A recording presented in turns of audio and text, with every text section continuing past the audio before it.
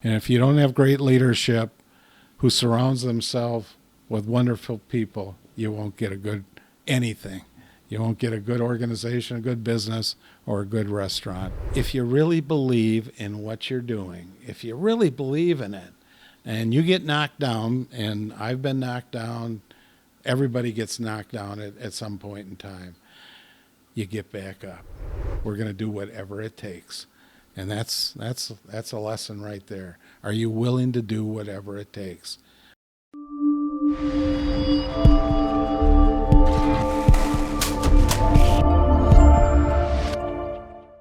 Well, thanks everybody for joining us today. This is the Local Legends podcast, where this is a partnership that the Venture Project and the Oshkosh Chamber of Commerce combine and collaborate to find some different local business personalities, leaders, or entrepreneurs that have some Oshkosh roots. And towards the top of our list was Mr. Craig Culver himself over here, the founder of the Midwest sensation Culvers. Mr. Culver, thank you for jumping on the show today. You're welcome. My family does have roots here. My mom is from here.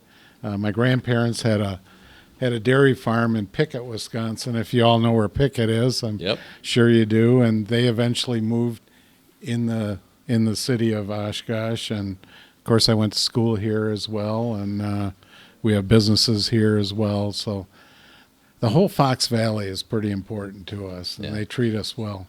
Yeah. Well, so I know Culver's started year 1984, but what was your life like before the Culvers World? Hell.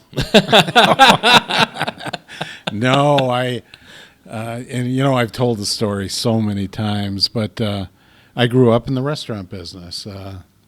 If you've heard my story, you know that when I was 11, Mom and Dad bought a little A&W drive-in in Sauk City, Wisconsin, still home to me yet today, and never not been in the restaurant business since that point, when 1961, I guess it was.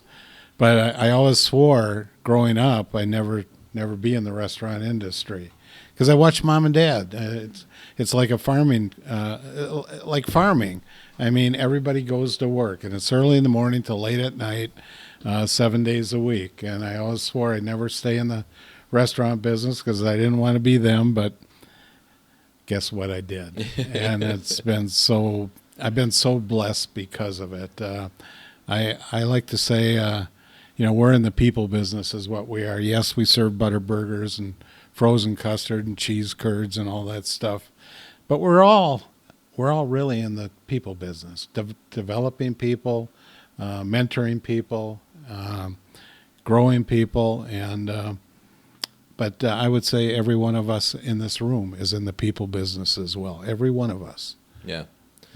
Well, so I want to touch on that in a little bit, but tell me, where did this idea come from? I know you were a student here at UWO. But when did you kind of get this idea for Culvers? Well, you've got Leon's Frozen Custard here in town. Everybody knows Leon. Yeah, and I knew it too. And whenever I had a chance, when I was a student here, I'd run over there and get a vanilla cone. And this stuff was so good. I mean, so good. And at that time, I never thought about, having a custard stand, really. But years later, when my family had a little supper club in Baraboo, Wisconsin, called the Ritz, of all things, and we always attached our last name to it. So in this case, it was Culver's Ritz. But sitting there one day in the afternoon, having a beer with a friend of mine who grew up in Milwaukee, Wisconsin, and we were talking about drive-ins like Leon's and Cops and all those wonderful places. Well, he told me he grew up next to this custard stand. Anyway, it was a burger stand, and it was called the Milky Way. What a great name for a root beer stand. And he said they served the ButterBurger. And when he told me that, I connected the dots with frozen custard and ButterBurgers. And I said, if I ever get the chance, I'm going to do that. And it wasn't a year later when the people that we had sold the A&W drive-in to gave us a call and said, we don't want this place anymore. We had sold it on a land contract where we're the banker in the deal, and we ended up getting it back. And that was our opportunity with frozen custard and Butter-burgers, and get rid of the A&W name, put our name up there. And the first year in business in '84, again, I've told this story so many times, but we just about lost everything. But somehow or another, we made it through that first year. I like to chide bankers a lot, but we had a banker that believed in us during that first year. We had worked with him and his bank prior to that in other businesses.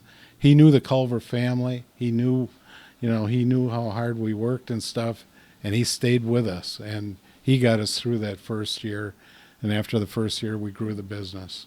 And something that's interesting that's unique, I think, about your story is the nature of a family business and how you were able to kind of navigate that. Or just tell me a little bit about how you were able to kind of work with each other and what your roles ended up being, and how other people can do that if they have an aspiration to be a family business. Yeah, in my case, I grew up in it.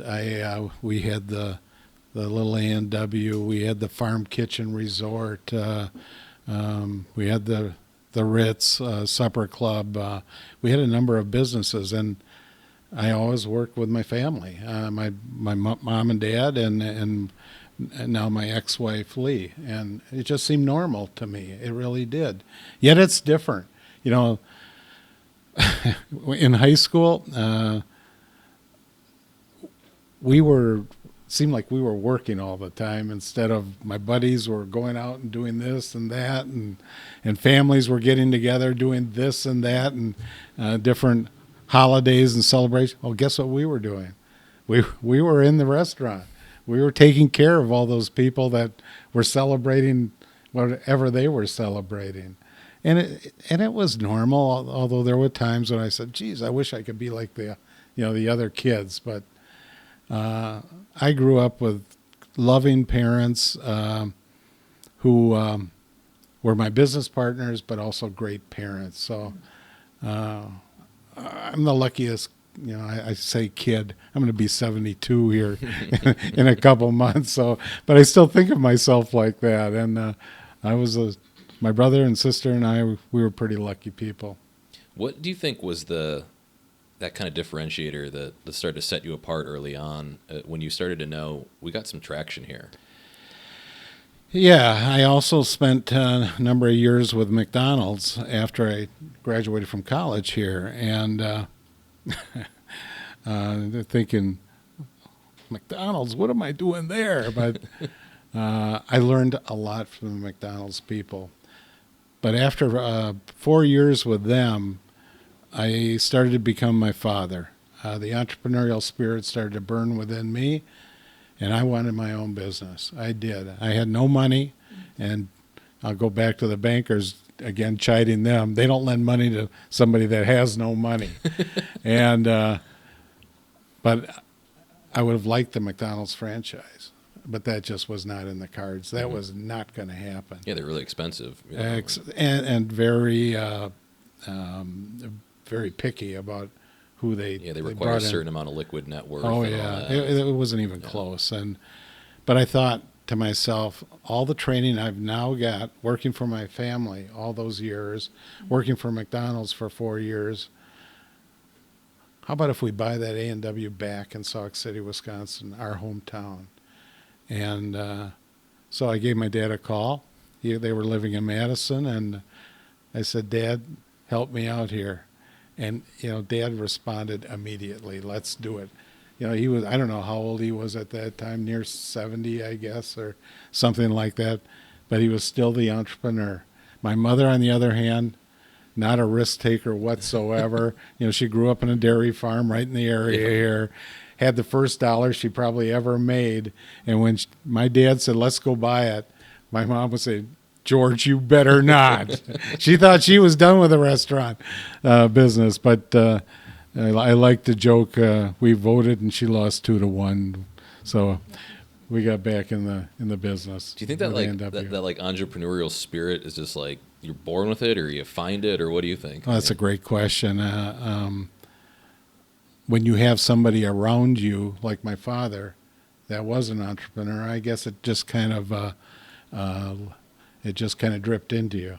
I guess it did, and but I didn't know anything different, really. It just seemed so natural to me. There's something about being, having your own business. A lot of people think, oh, I can take off here and there. I can do whatever I want. That's not the case.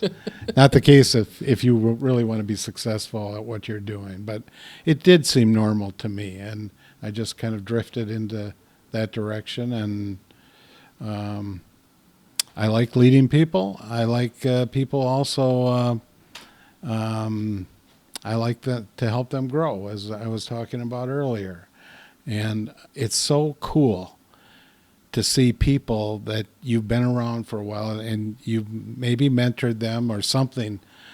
They got something from you, and to see how they develop over years. We've got so many people at Culvers that have been with us a long time, and to think that you may have had a little bit to do with the people that they've become today, not only as business people, but also as just people. You've seen the confidence in them as business people, but also just wonderful people as well.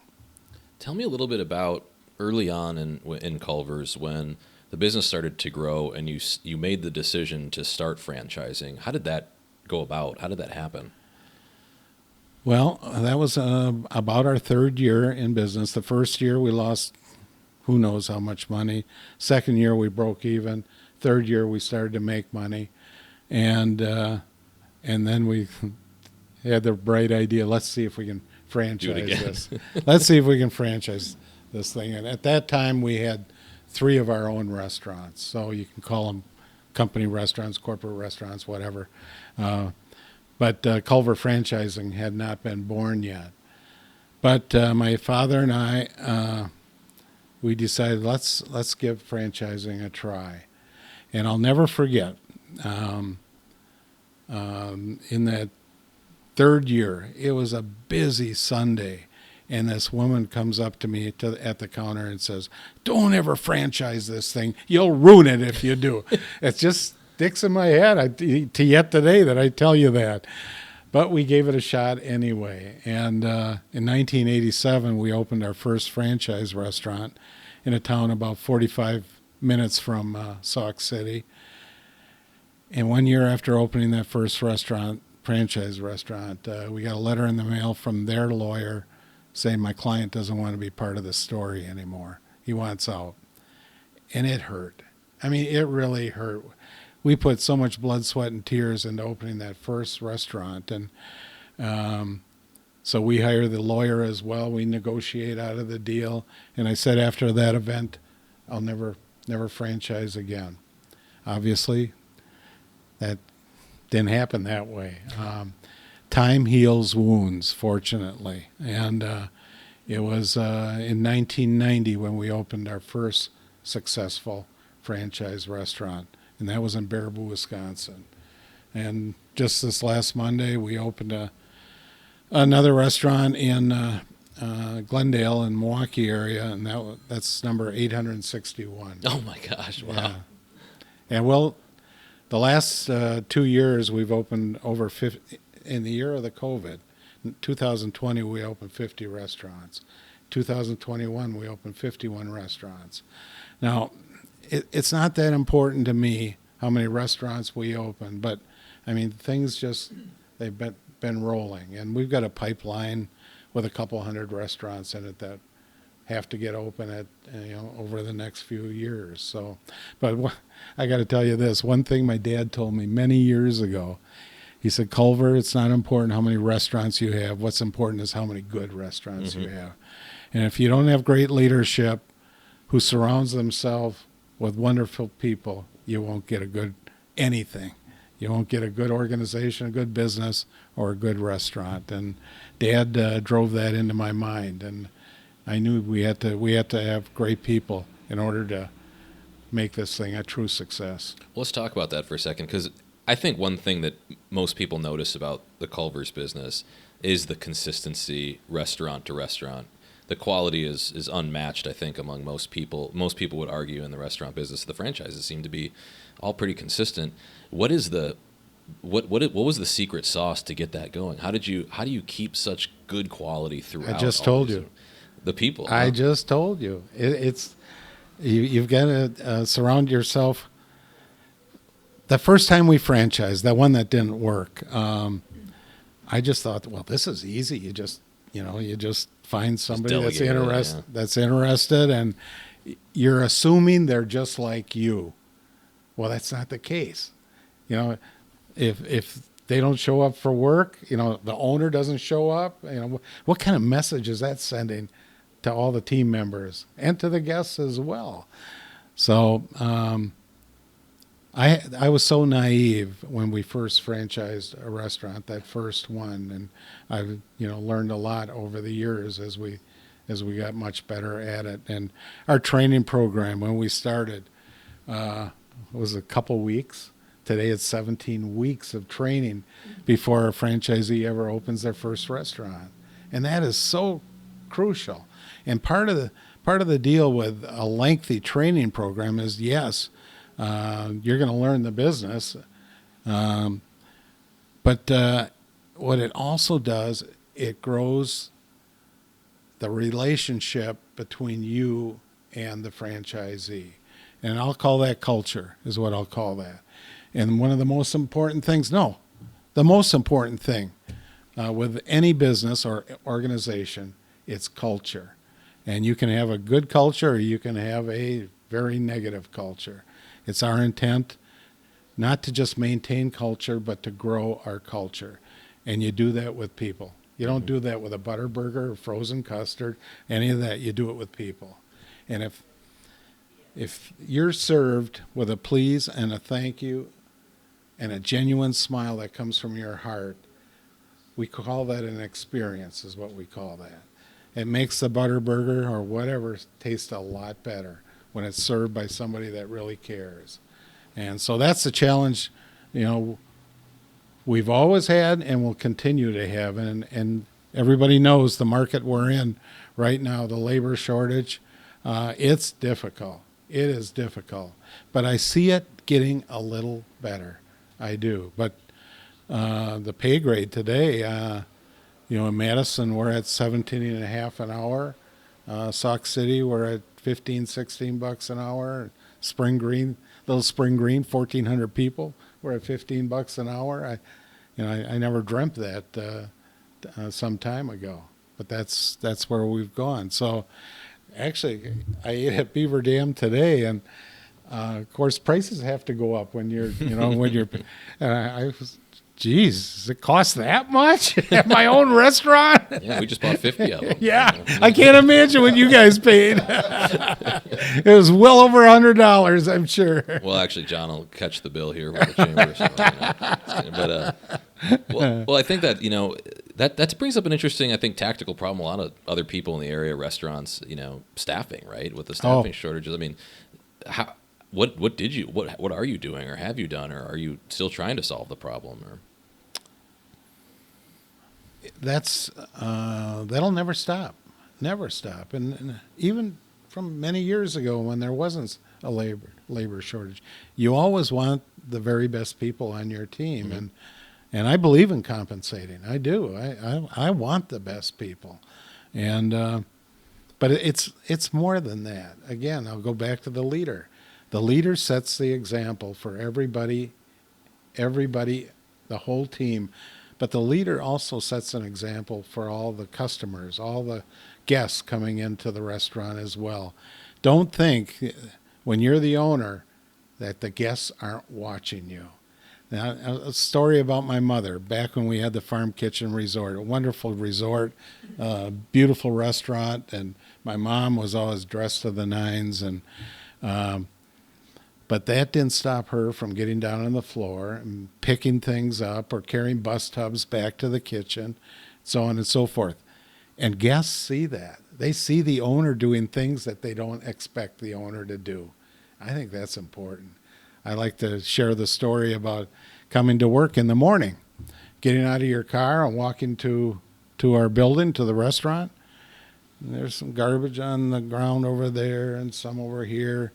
And are you the person that says, well, somebody will get that? No. you get that. You pick up that garbage and you throw it away. And not because somebody's watching. You do it because it's the right thing to do. And, that was certainly my mom and my dad too. They set such a great example for us.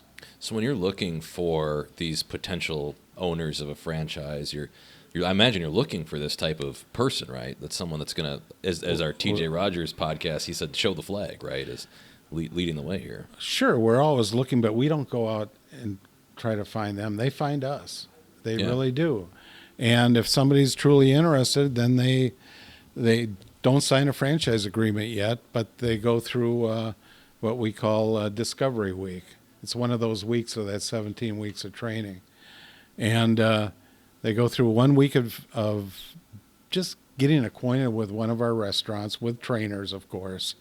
And they are interviewed by a number of our people, our executives, and we are looking at, is this the right match for us? And of course, they should be looking the same way at us. Is this the right match for like me? any relationship. These things are $3 million to build. When you buy the land, the building, the equipment, we can cross the line at $3 million in a hurry. And so it's a big deal. It's a real big deal. And so we better make sure we've got the right match, and they better make sure that they're feeling really good about this, and these are the people that we would like to do this with. So you mentioned a little earlier that we're all in the people business, Yep. right? And that it's relevant to all of us. Talk a little bit about that. I mean, what are some good lessons that I think young entrepreneurs or other business leaders listening to this need to know now? It's not always about the money. It isn't. Although you've got to make money, you do. And we went through, times when we didn't make money. But if you really believe in what you're doing, if you really believe in it, and you get knocked down, and I've been knocked down, everybody gets knocked down at some point in time, you get back up. You get back up, and if you really believe in what you're doing, if you really have passion for what what your business is or organization is, you don't give up. You just don't give up. And that very first year at Culvers, I was close to that. But I was fortunate to have my family around me. And even though my dad and we had plenty of arguments about lots of different things, he was there for me. He was. And my wife was there for me, and my mom was there for me. And they said, Craig, we're going to do whatever it takes. And that's a lesson right there. Are you willing to do whatever it takes? Are you willing to go in very early in the morning, stay throughout the whole day, and go home late at night? And that's not so easy to do. If you got a young family and stuff, that is not easy. So balance of life is a difficult thing, especially for a young business person. With young children and such, it's very, very difficult. That's why, husband and wife, they've got to talk a lot. They got to communicate a lot, and they got to understand each other and the issues that both are going through, whether it's at home with the children or at the business. And in order for them to really get through it and be happy doing it, they have to communicate. And communication is a two-way street. Listening is a pretty important part of that. I'm not a marriage counselor, by the way, by any means, but communication can solve a lot of problems, though, I've found. Yeah, let's hope. But communication is so key. Yeah. Well, so just listening to you speak, you have a lot of drive. You have a lot of intensity. I mean, what are some of the personal tactics you've learned to adopt, the kind of lessons of success that you found personally in your kind of routines and rituals? Well, I like to be humble. I don't like to. I don't ever want me or any one of our team members saying something poorly about a competitor. Just don't do that. You may think about it, but don't do it. And so being humble. Success can be very fleeting, by the way. You can have it one day, and it can go the other way in a hurry if you're not if you're not engaged in the business, if you're not taking care of business. But like I said, having the attitude of doing whatever it takes. And I'll tell you what, right now in America, I don't know if that attitude is out there so much. And honestly, for businesses that do have that attitude, it's making their business better. And they're gonna beat some people up because they've got a different attitude than what they are. I'm sorry to say this, but America's soft right now. They are. And don't write that down. Don't write that down, because I'm not going to get political here. But I think we need a different mindset in America than where we are right now. Well, what do you think? Not to dig in too much. Don't. But Don't go there. But I think what you're talking about here is, I think, the kind of some classic virtues of discipline, consistency, being able to do hard things, right? Absolutely. Nothing's free. Nothing is free. You've got to earn it, and that's just my mindset. But there's a lot of people that don't have that mindset. Yeah. They think, yeah, things are free. I have a right to that, and so. Yeah. Probably know which side of the aisle I'm on. Well,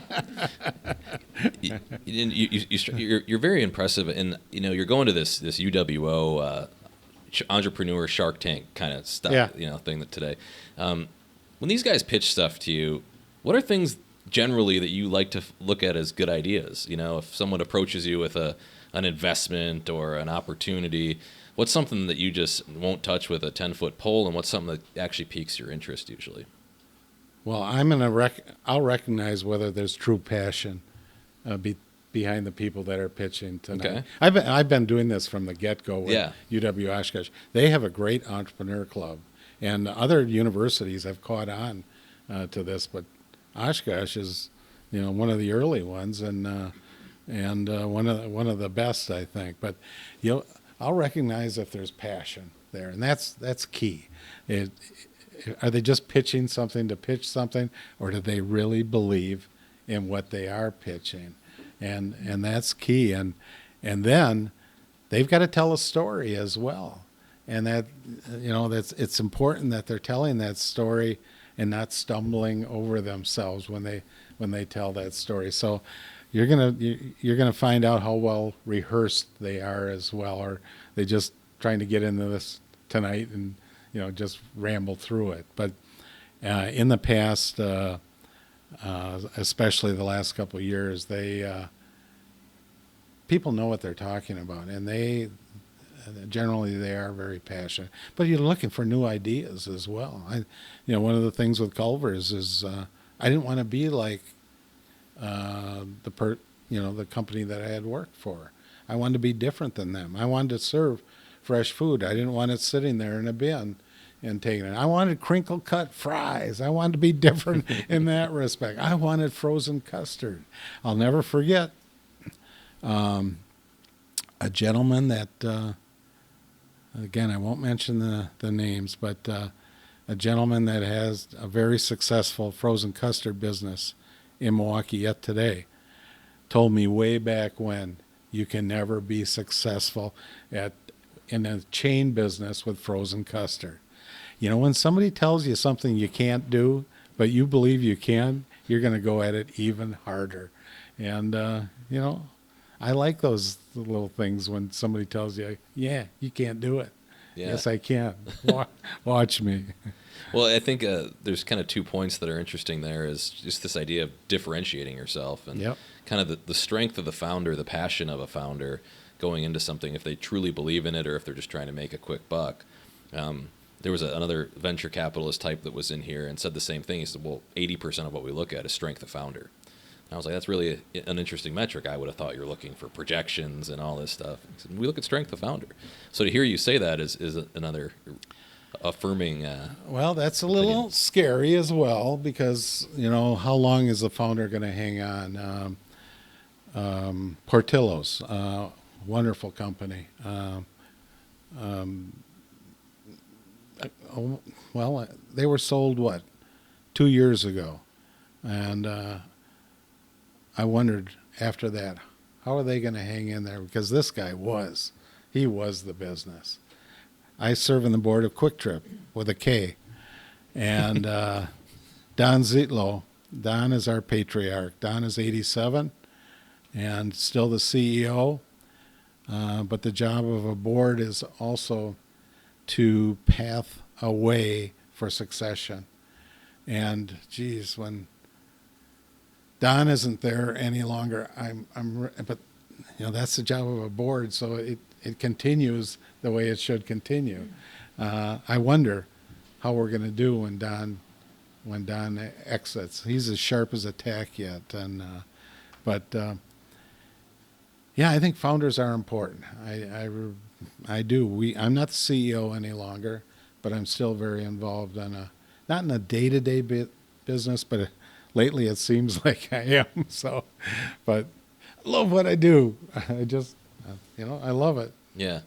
Well, looking out into the future, what kind of, industries, or at least in maybe the restaurant business or other industries you're associated with, trends do you start to see that would be good ideas for people that are interested in solving problems out there?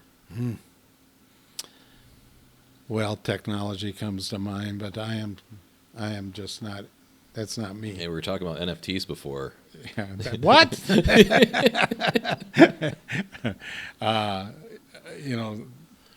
The world is it's all about technology right now. So, if you're especially good in that area, that's an easy choice for you to go in. But still, you got to find a different direction as well.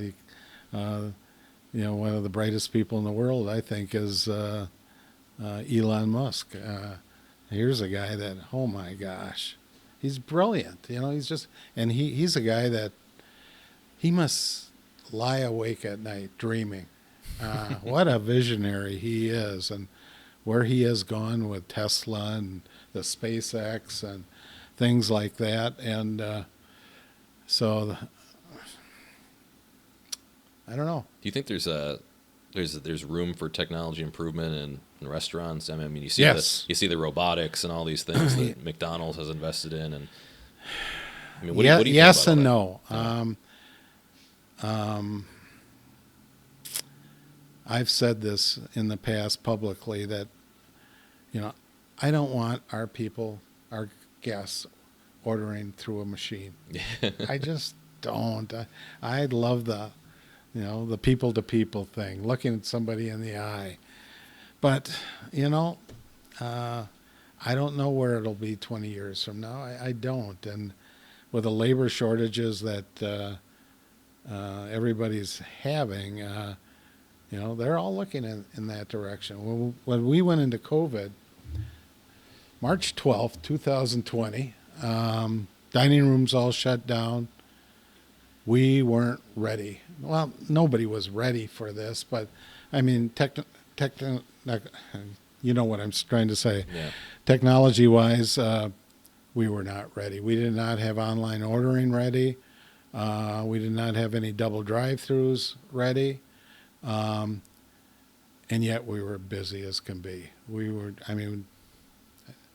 Hate to even say it, but we crushed it. We just did. But we became the slowest fast food restaurant in the world at that time. The lines at drive-through were out to the streets and stuff. But it showed us that, and I'll take the blame for that, because I'm not a great technology guy, and I was kind of poo-pooing some of that stuff that we had been working on, and then, boy, it came and we needed it, and found out how wrong I was. So founders aren't always right by any means, not by any means.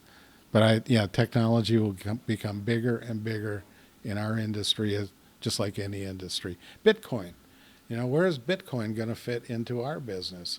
It's going to fit in there, or something like that is going to fit in. And do we accept that now, or do we wait? I think right now we got to learn more about it and see if there's a way for that to fit into our business. Yeah. One thing, and this is just one of, as a fanboy of Culver's, whose idea was this cheese curd burger? I want to shake the hand of that guy that came up with. I'll give Quinn Atkins credit on that one, and it was just a joke. It really was. What a great joke! On April 1st of what? April 1st of 2020 I think that was it. We put that out, that a new sandwich at Culver's, April Fools. But we got so much interest in that we Quinn, he's our chef, and he created that thing. And well, I don't know if any of you got one or not, because we were out within hours when that came up. People were lining up at 8 o'clock, and we open at 10 or 10:30. People were lining up at drive-through at 8 o'clock to get one of those silly things. But saying silly, it was actually pretty good. It really delicious, was. yeah. And will it come back? Don't write this down either, okay? I hope it comes back, hope so, but too. I hope we're a little more prepared for it. It'll come back for one day only, though. It's not something that's going to go on the menu. Well, I think there's a lesson in there too of allowing people to be kind of creative with what they create, right? Absolutely. And at Culver's, with the custard, we can be so creative with how many the flavors desserts. you're up to now, or whatever. Who it is. knows? I don't even know. But we can do so many different things. Yeah. Yeah. Well, I want to give a few moments for folks in the audience that might have some questions here. Reed, you want to grab a mic? We just ask, if you do ask Craig a question, that you use the microphone so we can get this on the record. Because we found out that people in the audience usually have a lot better questions than I do. Where's the mic? It's right back here. We got anything here? Yeah, Jake. First of all, Craig, thank you for coming. I hope you don't take lightly how inspiring your story is, especially in a room full of entrepreneurs. Some of your stories about almost going out of business and stuff like that, my hairs on my arm stood up, and I hope that's really inspiring for us. So thank you for that. My question is, you've talked about this idea of balance, not only with work versus your family life, but you're not above going and picking up trash on the ground or working with your frontline people. But clearly, you've done a really good job at scaling your business, where you're creating 50 restaurants a month. A year. Do you have, what's that? A year. That's what I meant, a year. Sorry. Yeah. Did you ever struggle kind of with that balance of working in your business versus the big picture, or does that question kind of make sense? Working in the business versus working on the business. Yeah, on the business, and knowing if you should be too involved with the operations, or you're getting too into the details of it, and you need to take a step back and lead. Does that make sense? I was the worst.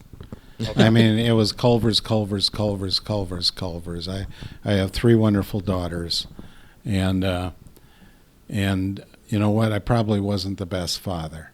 I wasn't, because it was Culver's, and when I was at home, what I was thinking about was Culver's. Mm-hmm. And of course, I'm not the only one. And when you're at work all the time, you think, well, geez, I really should be home. And you just got to get past that. You have to. And like I was mentioning, especially with a new owner, with a young family and stuff, ooh, it's difficult. Mm-hmm. It really is difficult. But I heard Indra from PepsiCo. Can't think of her last name, but she was the CEO of PepsiCo for 10 years. And I remember her talking about this. And she had her husband stayed home with their children. And Lee pretty much stayed home with our children as well. Yet she worked some too with us. But I remember Indra saying, you know what? You just got to get past it. You just got to get past it. Do what you can. And, when you're at home, you try and be the best father or mother that you can be. And when you're at work, you try and be the best manager, CEO, president, whatever you are, as well. Balance doesn't end there. You need time for yourself as well, and you need time for your spiritual self as well. And it takes time to get some balance there. And I wasn't very good at it. I got better, as we had the business longer and longer, but it's always been a struggle for me. Always. I don't have a good answer for you. The answer I do have is do the best that you can at all walks of your life. And I feel over time you'll become better at all walks of your life. So, I think Thank you. An interesting follow-up to Jake's point was the idea of looking at the business of, how in the weeds do you go versus how visionary do you want to be? Well, I'm an in the weeds kind of guy. I'm a hands-on, I'm an operations-driven kind of guy, and yet I was also always a visionary as well, and I literally would think of things in the middle of the night and write them down and take them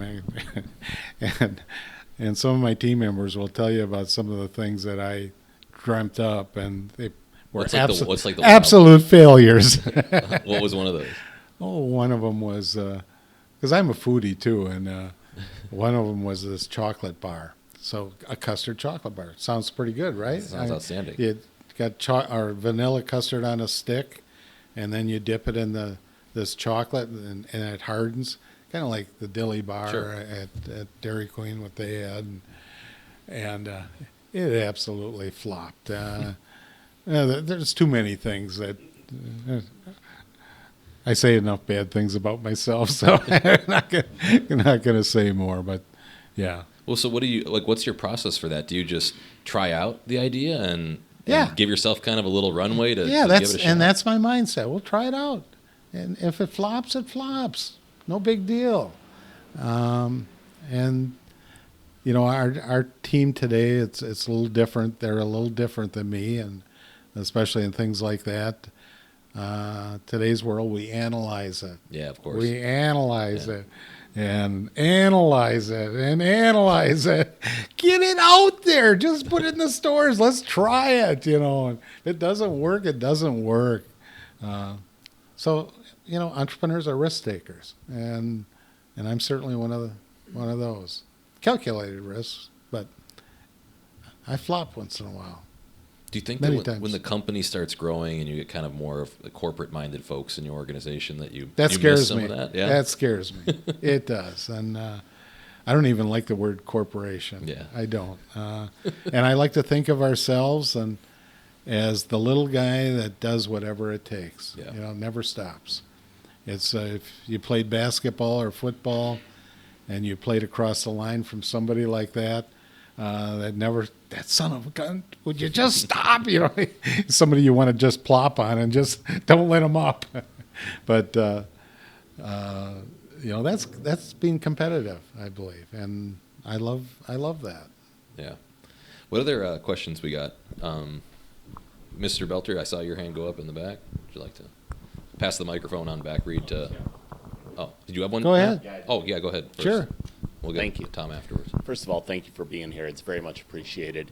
As somebody that's been in business for most of my career and struggling to finally, get over the hump, and we're fortunate to be at a spot where we're getting over the hump and finding some solid foundation. How did you know when you felt? Did you get to a point where you just felt like solid and strength in your business, where you felt secure? And what were some of the signs that made you feel that way? Great question. I'm secure today. Financially, I'm secure, but I don't ever feel that you're over the hump. I don't. I mentioned a little earlier, you can go the other direction in a hurry if you allow it. So you've got to stay engaged, and you got to stay competitive all the time. It never stops. It just never stops. Until the day that you sell out completely, that's the day I think you can sit back and relax and say, okay, we did pretty good. We did pretty good. But Do you ever see yourself doing that? Selling out? I've had bad days before, so. We sold 30% of the company, 4 years ago, 5 years ago, to a private equity company, and I'll say it. It was an opportunity for us to take the family to take some money off the table. but we own 70% of the business. So, I mean, we are fully in charge. And for a private equity company to do that, to a minority share like that, is very unusual. And that just, I guess that just shows how much they thought of us. So I'm sure in the back of their mind, they're thinking someday we'll get a majority share, or we'll get it all, or something like that. But do I want to sell? No, I don't. It was I put our name there. I shouldn't have ever put our name up there. You're welcome. Craig, good seeing you again. Yeah, good seeing you. I won't ask you to talk about bankers again, because you get Or Baraboo. but or about Bear. Well, I used to go to the Ritz and the Farm Kitchen, and we were disappointed when it went from an A&W to whatever that next name was. So it's good kind of growing up with you. But my real question is on the restaurant industry now and the labor-induced impact of all these restaurants closing down their stores and just going drive-up. Like a lot of McDonald's won't even open an inside anymore. What are you going to let Culvers close down their insides and just be a drive-up? No, absolutely not. Those people that have done that, they're losing market share.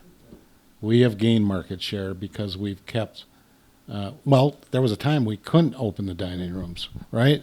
And some of our restaurants, they've struggled with having enough people to open the dining room, so they have gone drive-through only just for a short period of time. But no, if you want to lose market share, go ahead and do that. I want to gain market share. Some of your culture is in. Oh yeah, that's what I was looking somebody in. Not that you can't do that at drive-through. You can still have plenty of hospitality at the drive-through, but it's a little more difficult. But the dining room is where we really can shine. So, Mr. Culver, I'm Robbie Cordo. I'm a transplant from the Twin Cities to Oshkosh about Golden Valley. months ago, Golden Valley.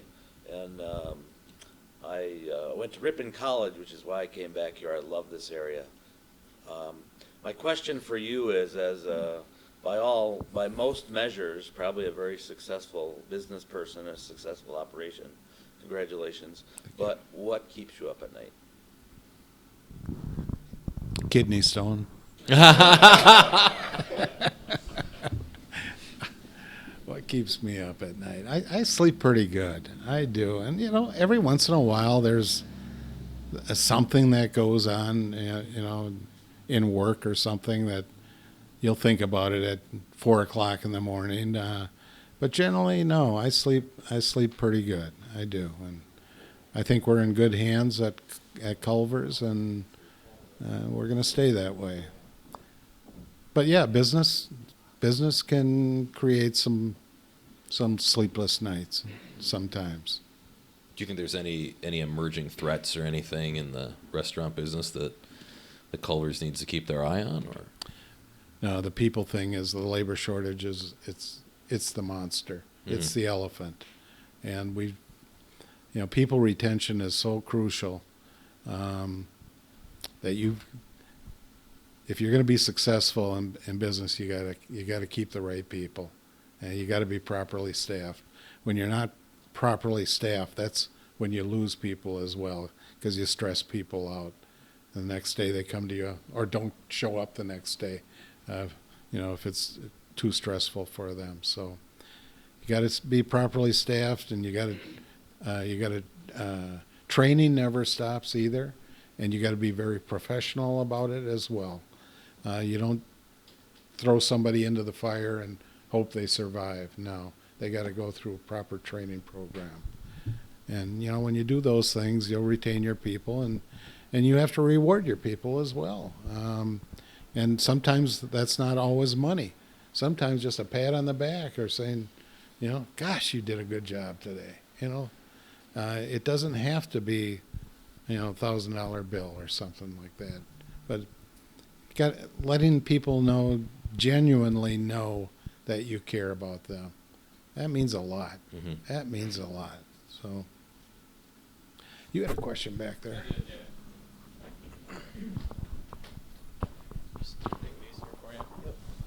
So thank you again for being here. My question to you is, real quick, how old were you when you started? Well, Culvers, I was 34. 34. Yeah. Okay. Can you talk about some of the sacrifices that you had to make, maybe for some young entrepreneurs that they might have to make, or that you had to make when building a business?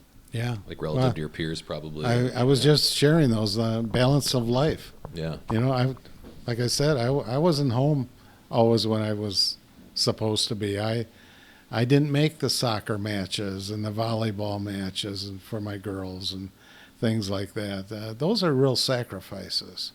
Or the family gatherings. Many times I didn't make those. It was years later, and I worked 7 days a week. I did. And, eventually I stopped working on Sundays. And, heck, there was a period there where I didn't go to church for a heck of a long time because I was working. Sunday's a busy day, and so those are the sacrifices that I made. And, but all in all, I'm so fortunate to have 3 wonderful daughters. One of them, Chelsea, the youngest, she's 30, and she just went through franchise training at Culvers. She graduates next Thursday, as a matter of fact. And my other 2 daughters are, they all serve as associate board members as well. So they're all very in tune to Culvers and what's going on. And they own a big, because of trust, they own a big piece of Culvers, a real big piece of Culvers. So. We got one back here. Reed.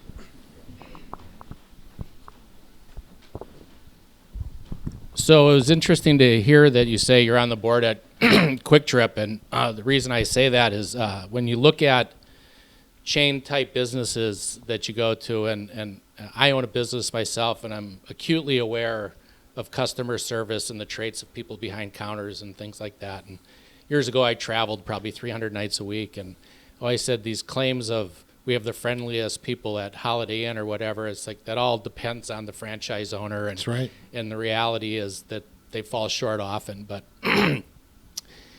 Quick Trip exceeds expectations regularly, no matter where you go, and other big places. And not to pick on Casey's, but in town as a difference, the quality of the service and the attitude and the friendliness is there's no comparison, right? And the same thing is true, I think, in a Culver's versus walking into a McDonald's or a Burger King. Excuse me. So I'm kind of curious, did you pass that culture to the Zietlows, or did they pass that to you? I've been on the board for about 12 years, I guess, and I've noticed the similarities in our 2 companies. I'm honored to be on their board. They have taught me a lot. They are truly in the people business as well. Oh, yeah. Well, Don, if you met Don, you'd know why. Mm-hmm. He is just smart as can be, but a peach of a guy as well. And that's why I say I worry a little bit when Don says no more. Yeah. So, if I'm not mistaken, he's comes from a farming family as well. Is that right? Don worked in the grocery store business. Oh, okay. For many years, and he worked with Reinhardt. And John Hansen. Now, John Hansen is a dairy farmer, or was a dairy farmer. The 3 of them started Quick Trip. Okay. And then Reinhardt died, and they bought his shares out. And then in the year 2000, I believe, Hansen and Zietlow said, "You buy me, or I'll buy you." and Zitlo's ended up buying them out. Okay. One last thing. So we subscribe to a third-party survey to make sure we're serving our customers as we intend. and our business is built on the notion that, the difference between good care and great care is a great caregiver. And so we only hire about 1 in 25 applicants. We go through a real thorough process to make sure we're only getting the best of the best. And I would imagine your franchises are going through a similar thing like that. But No, we'll hire all 25.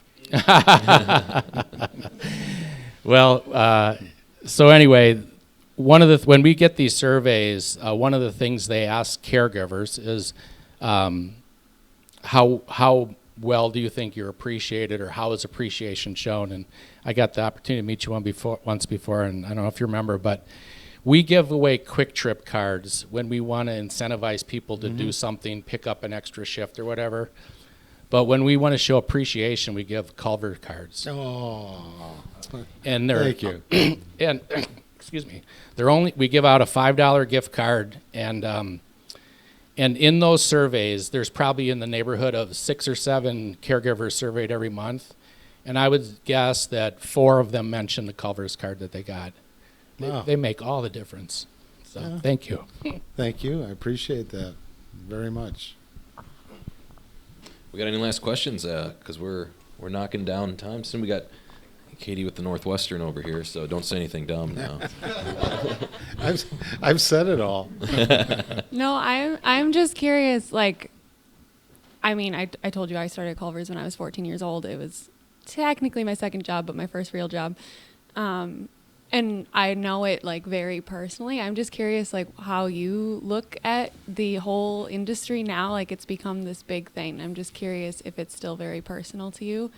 And secondly, if you had known it was going to get this big, would you have done anything differently when you started?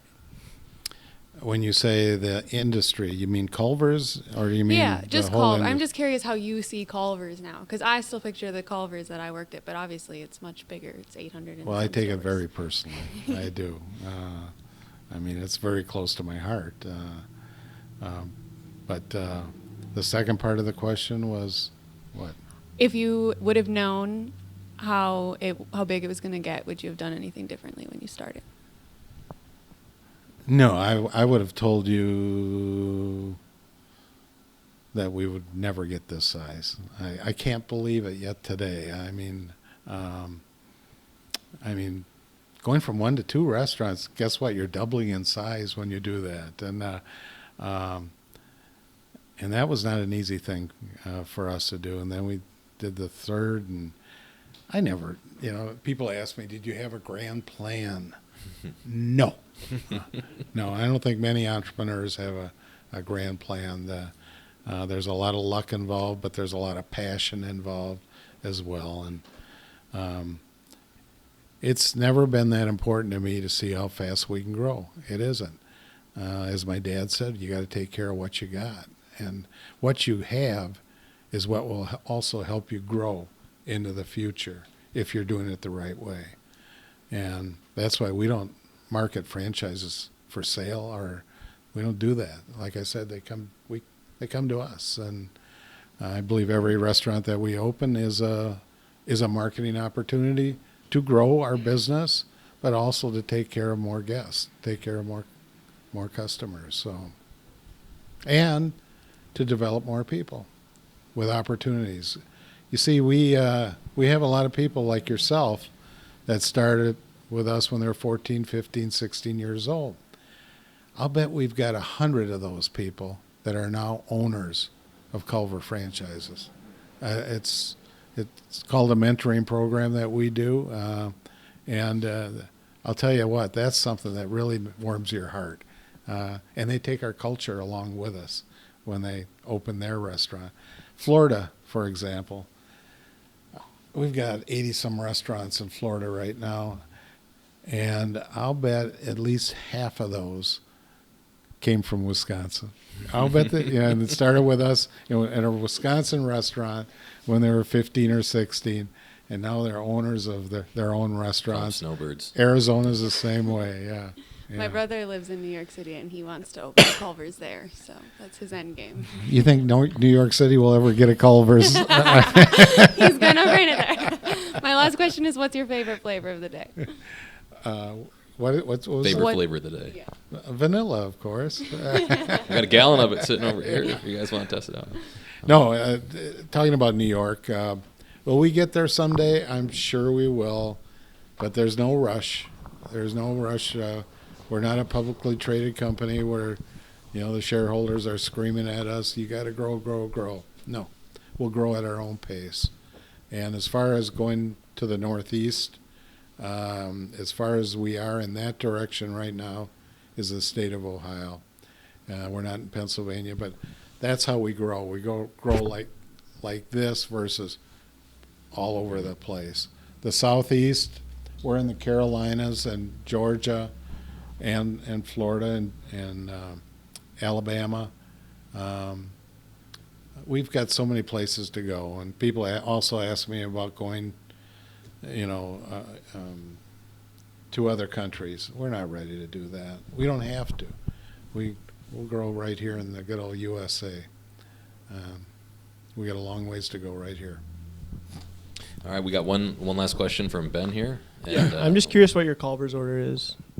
Are you like a 4-piece guy, or you like the ButterBurger Deluxe? I do. I like the single deluxe. Yeah. So like, what's your order though? Like when you drive through a Culver's. Well, I've tried to. Right now, I'm not eating fries. No. I'm not eating anything fried. Just because I'm trying to lose a couple pounds. Yeah. But today I had a double ButterBurger, and here's something for you. When people ask me they've never had a ButterBurger, I say, go in one of our restaurants, order a double ButterBurger, no cheese, no ketchup, nothing on it, just the meat, and to get the true taste of what we serve at Culver's. And that's what I had today. Just checking on the beef, and I mean, it was so good. Just the purest Culver's that's right there. Yeah. Yeah, wonderful. Yeah, thank you. You're welcome. Thanks for the time. Thanks for the questions. We do have a special gift for you here. I don't know if you're a bourbon guy or not, but Wyatt's got a special bourbon here as a token of our appreciation for your time today. So, Pappy. Pappy. Hey, thank you again. Appreciate your time. We're building a new house on Green Lake. We're going to sell our house on the south side. We're moving to the north side of the lake, and we're putting a bourbon room. Good. On the second floor. So this will be perfect for that. Well, I appreciate it. Thank you. One round of applause here for Craig. Thank you, guys. Thank you. All right. Well, thank you again, Aaron. Aaron. Awesome. Yeah. Thank you.